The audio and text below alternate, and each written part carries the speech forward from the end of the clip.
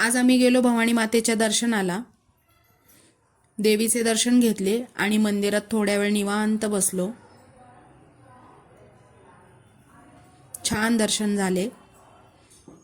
त्यानंतर मी गेले लक्ष्मीनारायण चिवडा घ्यायला. आर्यासाठी मला बटाट्याचा चिवडा घ्यायचा होता, तो घेतला.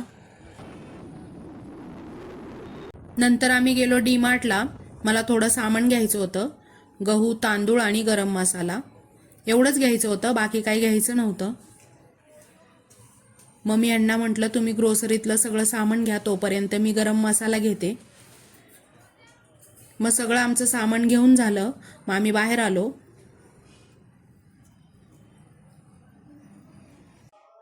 घरी आल्याच्या नंतर मी इथे संध्याकाळच्या जेवणासाठी मस्तपैकी पावभाजी बनवतेय. इथे मी सगळ्या भाज्या कट करून घेतल्या, स्वच्छ धुवून मी त्या कुकरला शिजवून घेतल्या. आणि आता कुकर थंड झालाय. त्यातल्या सगळ्या भाज्या मी एका मोठ्या ताटामध्ये काढून घेते. त्या सर्व भाज्या मी आता इथे मॅश करून घेते. आणि तेल गरम झाले, त्यामध्ये मी आलं, लसूण आणि हिरवी मिरचीची पेस्ट टाकली आहे. ती परतून झाल्याच्या नंतर त्यामध्ये मी छोटे 2 पॅकेट पावभाजी मसाला टाकला. मी अशीच पावभाजी बनवते. खूप पटकन होते ही भाजी आणि खायला पण खूप टेस्टी लागते. आता भाजी उकडलेलंच पाणी त्यामध्ये थोडंसं टाकते आणि मस्त अशी पावभाजी तयार झाली आहे.